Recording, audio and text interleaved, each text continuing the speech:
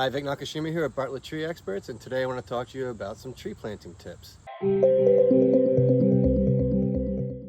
Now, the first tip I'm going to tell you might not be the most exciting, but it's probably the most important, and that's assessing your site. What I mean by that is finding out which plant hardiness zone you live in, and then zooming into the actual soil of where you plan on putting your tree. Now, that's something that Bartlett Tree Experts can help you with. We can come by and do a soil sample for free and send it off to our research laboratory and tell you all sorts of neat attributes about your soil, and that's going to help you choose the right tree for the right place. Now, once we figured out what species you're going to get, let's talk about size.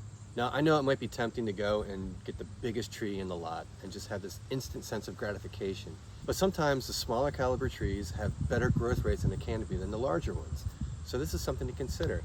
Don't be afraid to get a 2-inch caliber tree, even a container tree like this. One that can be easily handled by 1 or 2 people, because you'll find that in about a 10-year period or maybe a 15-year period, you might not be able to tell side by side which one was a larger tree at planting. Okay, the next thing I want to talk to you about is preparing the site and digging the hole. And you know, this tree will fit in a hole about this size. But the problem is that these roots need space to be able to grow and spread for the stability of the tree, and also to increase the surface area that these roots are able to absorb resources.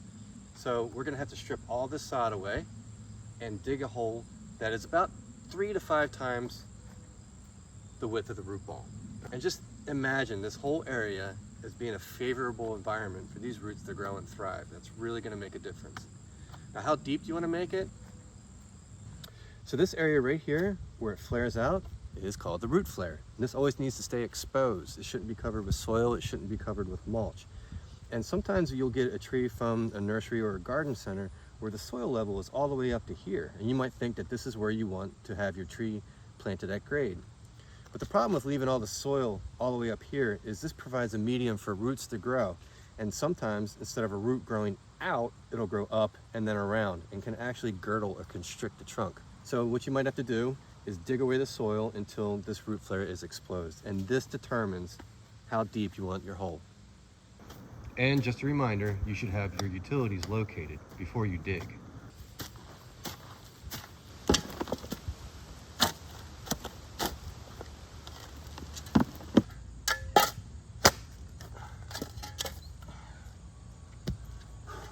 Piece of cake, right?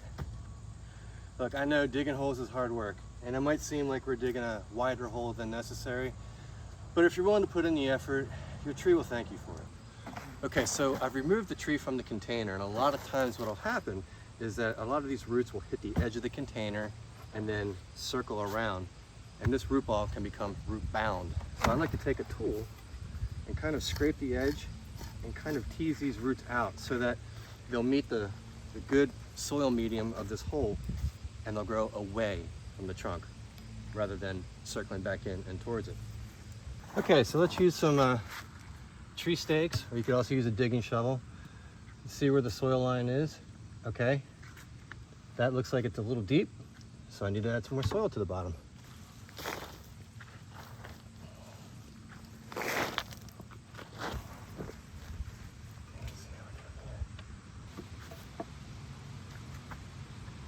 Yeah, that should do. Okay, so now we backfill, and when you backfill, you want to kind of compact as you go. Don't over compact, but compact enough to the point where you don't have large pockets of air where something might settle and shift in the future.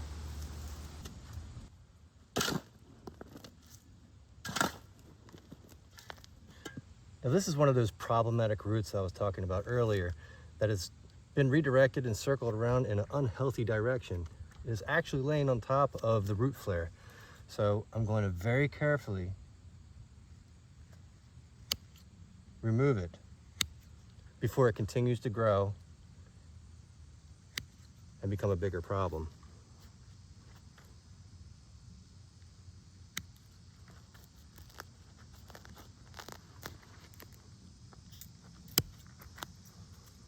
Be careful when you're doing this not to scratch the bark on the root flare. It's important to add 2 to 3 inches of organic mulch or wood chips around the base of the tree, but not up against the root flare, remember. And what that does is it helps retain moisture in the soil, and it also helps moderate the temperature. So staking a tree or guying it can be a good idea if it's planted in a high wind location. Make sure you use material that can be adjusted though. This is flat interlocking material, so as the tree puts on growth, it can be adjusted so it doesn't become too tight and cause bark injury. Now, if you're wondering about pruning, do so judiciously. In fact, unless it's a dead branch or a broken branch, I wouldn't touch it. Let this tree become established, and then we can start talking about how to make pruning decisions for the future structure of the tree. If rainfall has been an issue, make sure you're providing some irrigation for this tree to make sure that the soil doesn't become too dry. Well, I hope you found this helpful, and if you have any questions about how to plant a tree or questions about a tree that you just planted, you know you can reach out to us. We're here to help.